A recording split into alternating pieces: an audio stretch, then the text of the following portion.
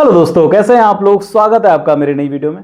दोस्तों, अगर आप एयरटेल के यूज़र हो तो आपको एक बहुत बड़ा कारण आज बताने वाला हूं एयरटेल की तरफ से, जो कि बताया गया है। एयरटेल ने बोला है कि उनका जो 4G नेटवर्क है, जो 5G नेटवर्क है, वो गड़बड़ क्यों कर रहा है, उनमें क्यों प्रॉब्लम आ रही है। और उस चीज़ को लेकर के एयरटेल ने जिम्मेदार ठहराया है टाटा को।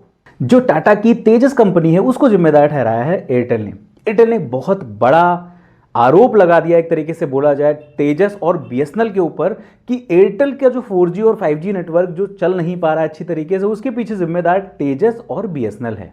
चलिए आपको फटाफट से पूरी खबर बताता हूं कि आखिर ऐसा क्यों बोला है एयरटेल ने, और आखिर क्या इसमें सच्चाई है। क्या सच में बीएसएनएल और तेजस नेटवर्क की वजह से एयरटेल को प्रॉब्लम हो रही है, या फिर ये एयरटेल का सिर्फ प्रोपेगेंडा फैलाया हुआ है।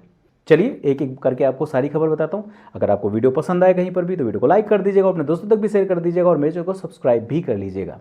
नमस्कार दोस्तों, मेरा नाम है अनूप, आप देख रहे हैं take and friends.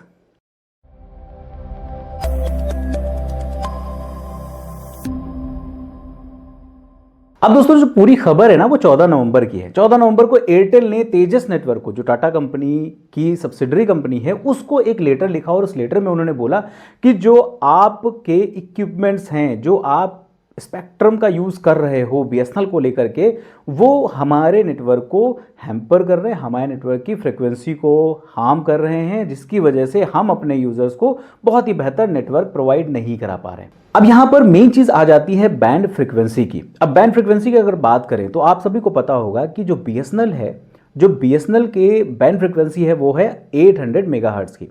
Tejas network जो है वो जितने भी इक्विपमेंट हैं 4G नेटवर्क से रिलेटेड, वो सारे के सारे बीएसएनएल को प्रोवाइड कराता है और सारी सर्विसेज तेजस नेटवर्क के थ्रू ही चल रही हैं। तो जाहिर सी बात है, यहाँ पर कोई भी टेक्निकल इशू आएगा तो तेजस नेटवर्क उसके लिए जिम्मेदार होगा और तेजस नेटवर्क को ही उस पर काम करना होगा।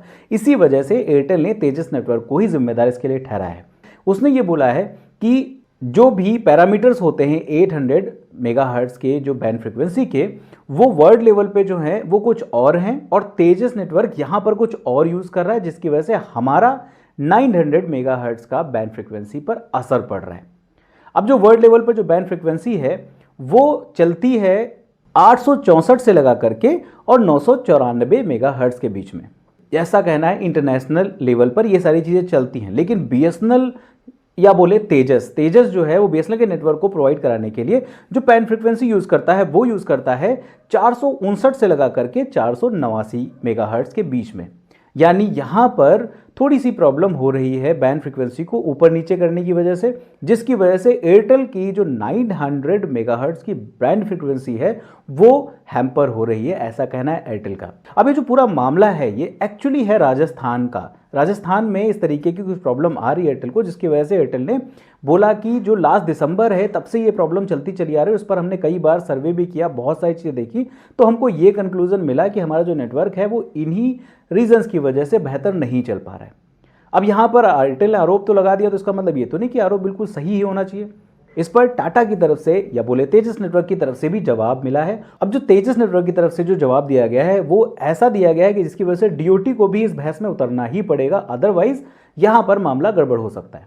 तो तेजस ने ये बोला है कि जो हमारा इक्विपमेंट्स हैं 3GPP स्पेसिफिकेशंस पर हमारे सारे इक्विपमेंट्स काम करते हैं, और उसके अलावा जो बीएसएनएल की जो टेक्निकल रिक्वायरमेंट है उसके हिसाब से हम बिल्कुल बेहतर तरीके से कंपाइल करके अपने सारे इक्विपमेंट्स को रखा हुआ है हमने, और वो बेहतर तरीके से उसी तरीके से परफेक्टली कंपाइल्ड है, क्योंकि बीएसएनएल की सर्विस हम यूज़ कर रहे हैं, बीएसएनएल की सर्विस के लिए हम सारे काम कर रहे हैं, तो उनके लिए जो बेहतर चीज़ें होंगी वही करेंगे। और तेजस नेटवर्क ने साथ में ये चीज़ जोड़ी कि जो राजस्थान में जो ये प्रॉब्लम आ रही है ये स्पेक्ट्रम के ओवर लेयर की वजह से आ रही है। यानी जो स्पेक्ट्रम है वो कहीं ना कहीं थोड़ा सा गड़बड़ हो चुका है, उसकी वजह से ये सारी चीज़ें हो रही हैं। इसकी वजह से आपके नेटवर्क में कुछ इशू हो सकता है। इसमें हमारी गलती नहीं है, इसमें डीओटी की तरफ से या बीएसएनएल की तरफ से बैठ करके आपको बात करनी पड़ेगी और उस पर इसका सलूशन निकाला जा सकता है, और उसके बाद इसमें एडिशनल फिल्टरिंग को डाल करके इस प्रॉब्लम को सॉल्व किया जा सकता है, और ये जो ओवरलेयर हो रही हैं चीज़ें उसको सही किया जा सकता है। तो तेजस नेटवर्क का ये कहना है कि हमारी इसमें कोई गलती नहीं है, इसमें गलती स्पेक्ट्रम डिस्ट्रीब्यूशन की है। तो आप डीओटी, एयरटेल और बीएसएनएल तीनों लोग बैठ करके बात करिए और एडिशनल फिल्टरिंग लगाइए, ताकि ये जो प्रॉब्लम आपको फेस हो रही है वो सारी चीज़ें सही हो जाए।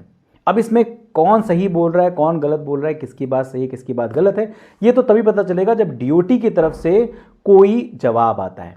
फिलहाल देखते हैं इसका क्या कंक्लूजन निकलता है। आपकी अगर कोई राय है इस बारे में कि एयरटेल का जो नेटवर्क है वो क्या सच में बीएसएनएल और तेजस नेटवर्क के इक्विपमेंट्स की वजह से गड़बड़ जा रहा है या फिर इसके पीछे और कोई रीज़न हो सकता है, आप मुझे कमेंट करके अपनी राय जरूर बताइएगा। अगर आपको वीडियो पसंद आई है तो लाइक कर दीजिएगा और अपने दोस्तों तक भी शेयर कर दीजिएगा और मेरे चैनल को सब्सक्राइब भी कर लीजिएगा, क्योंकि इस तरीके की बेहतरीन बेहतरीन वीडियोज़ मैं आपके लिए लेके आता रहता हूँ और आगे भी लाता रहूँगा। मैं मिलता हूँ आपसे अगली वीडियो में, तब तक के लिए नमस्कार।